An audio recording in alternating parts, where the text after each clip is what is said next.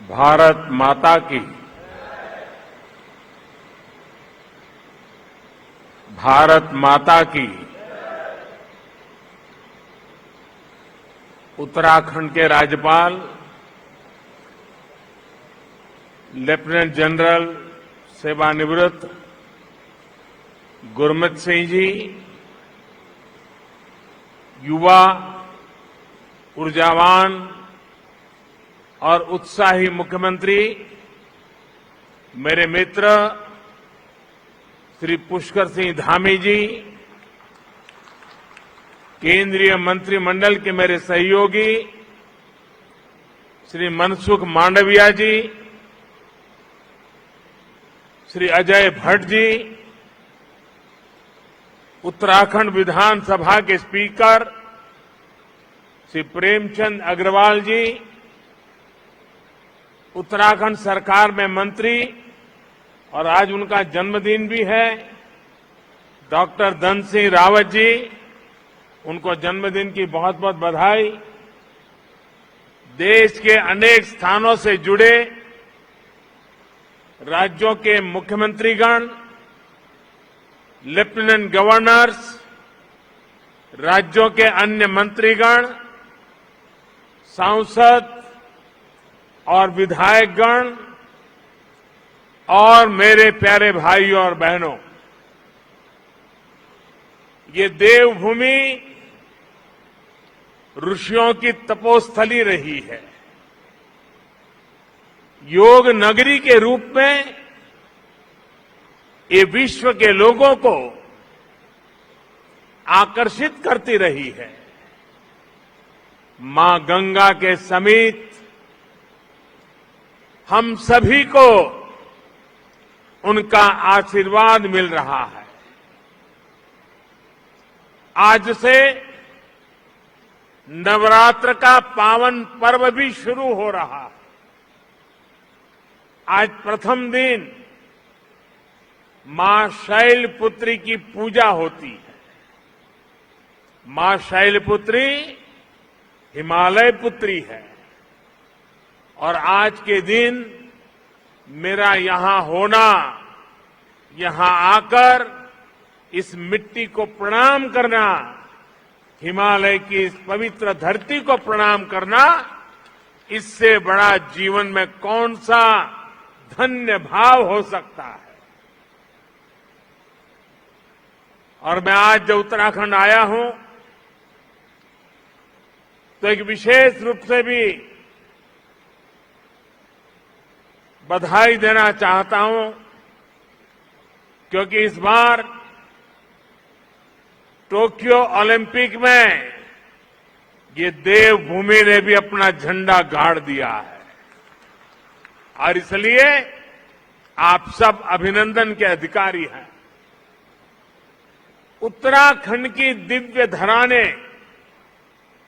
मुझ जैसे अनेक लोगों के जीवन की धारा को बदलने में बड़ी भूमिका निभाई है। ये भूमि इसलिए मेरे लिए महत्वपूर्ण है, इस भूमि से मेरा नाता मर्म का भी है, कर्म का भी है, सत्व का भी है, तत्व का भी है। साथियों, जैसा अभी मुख्यमंत्री जी ने याद दिलाया, आज के ही दिन 20 साल पहले मुझे जनता की सेवा का एक नया दायित्व मिला था। लोगों के बीच रहकर लोगों की सेवा करने की मेरी यात्रा तो कई दशक पहले से चल रही थी, लेकिन आज से 20 वर्ष पूर्व गुजरात के मुख्यमंत्री के रूप में मुझे नई जिम्मेदारी मिली थी। वैसे ये भी एक संयोग है कि उत्तराखंड का गठन साल 2000 में हुआ और मेरी यात्रा इसके कुछ ही महीनों बाद साल 2001 में शुरू हुई। साथियों, सरकार के मुखिया के तौर पर पहले मुख्यमंत्री और फिर देश के लोगों के आशीर्वाद से देश के प्रधानमंत्री पद पर पहुंचना, इसकी कल्पना मैंने कभी नहीं की थी। 20 वर्ष की ये अखंड यात्रा आज अपने 21वें वर्ष में प्रवेश कर रही है और ऐसे महत्वपूर्ण वर्ष में जिस धरती ने मुझे निरंतर अपना स्नेह दिया है, अपनत्व दिया है, वहां आना मैं अपना बहुत बड़ा सौभाग्य समझता हूं। हिमालय की ये तपोभूमि जो तप और त्याग का मार्ग दिखाती है, उस भूमि पर आकर कोटि कोटि देशवासियों की सेवा का मेरा संकल्प और दृढ़ हुआ है और मजबूत हुआ है। यहां आकर एक नई ऊर्जा मुझे मिलती है। भाइयों और बहनों, योग और आयुर्वेद की शक्ति से जिस क्षेत्र ने जीवन को आरोग्य बनाने का समाधान दिया है, वहीं से आज देश भर में अनेक नए ऑक्सीजन प्लांट्स का लोकार्पण हुआ है। ये देश के अलग अलग राज्यों में ऑक्सीजन प्लांट्स की नई सुविधा के लिए मैं आप सभी को, देशवासियों को बहुत बहुत बधाई देता हूं। साथियों, 100 साल के इस सबसे बड़े संकट का सामना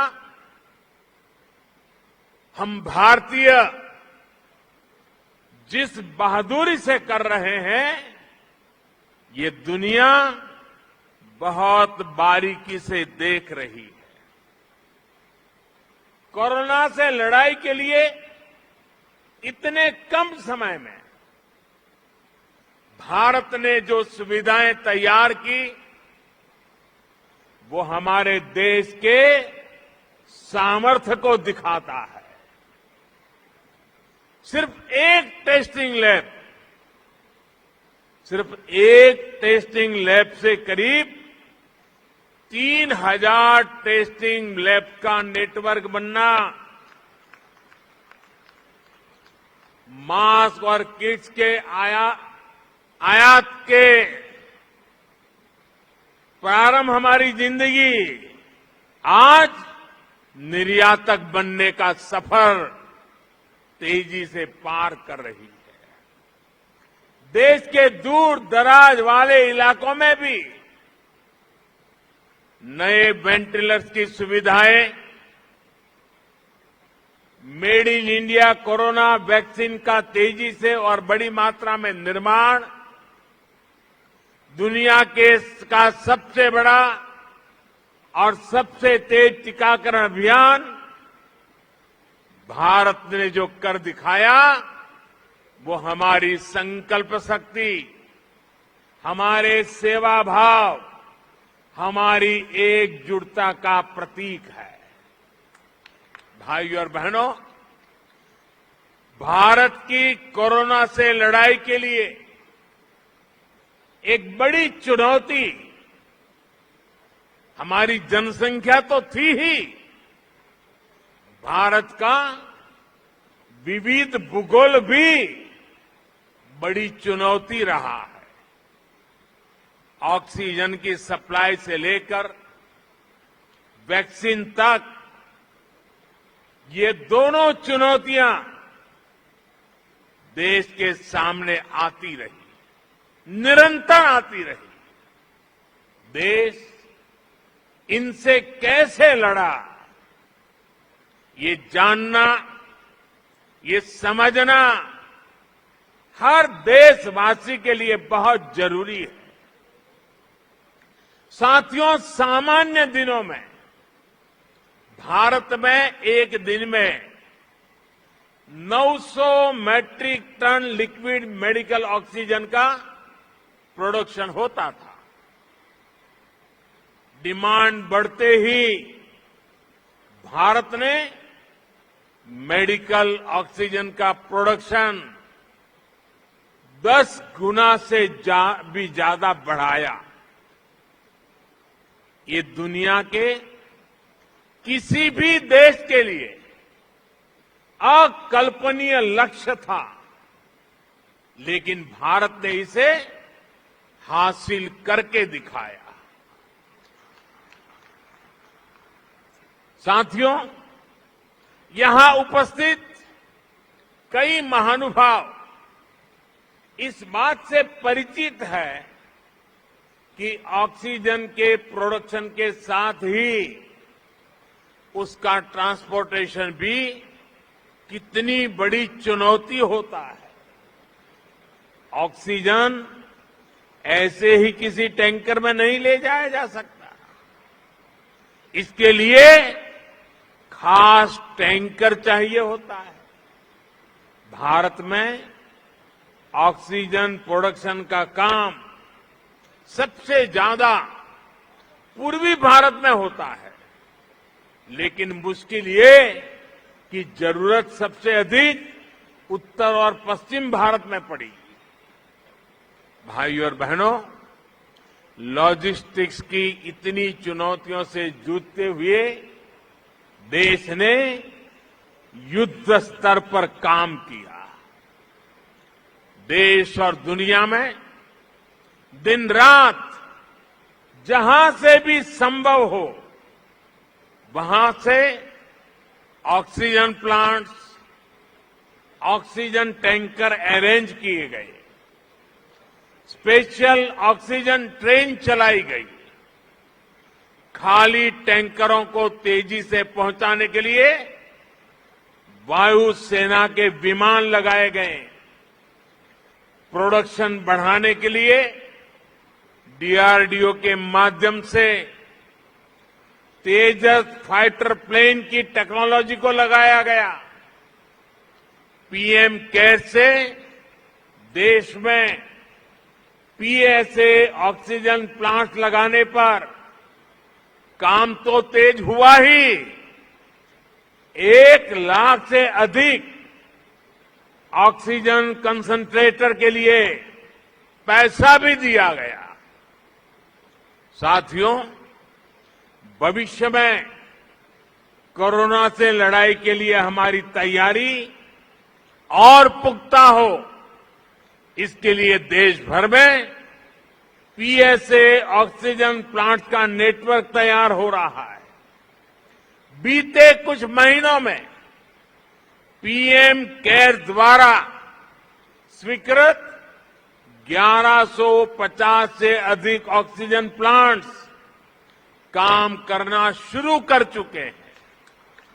अब देश का हर जिला पीएम केयर्स के तहत बने हुए ऑक्सीजन प्लांट से कवर हो गया है। पीएम केयर्स के सहयोग से बने इन ऑक्सीजन प्लांट्स को जोड़ लें तो केंद्र सरकार, राज्य सरकार, इन सभी के प्रयासों से देश को करीब 4000 नए ऑक्सीजन प्लांट्स मिलने जा रहे हैं। ऑक्सीजन की चुनौती का मुकाबला करने में अब देश और देश के अस्पताल पहले से कहीं ज्यादा सक्षम हो रहे हैं। साथियों, ये हर भारतवासी के लिए गर्व की बात है कि कोरोना वैक्सीन की 93 करोड़ डोज लगाई जा चुकी है। बहुत जल्द हम 100 करोड़ के आंकड़े को पार कर पाएंगे और पार कर जाएंगे। भारत ने कोविन प्लेटफॉर्म का निर्माण करके पूरी दुनिया को राह दिखाई है कि इतने बड़े पैमाने पर वैक्सीनेशन किया कैसे जाता है।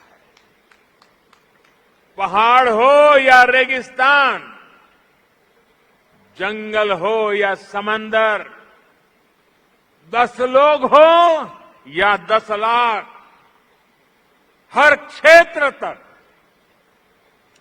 आज हम पूरी सुरक्षा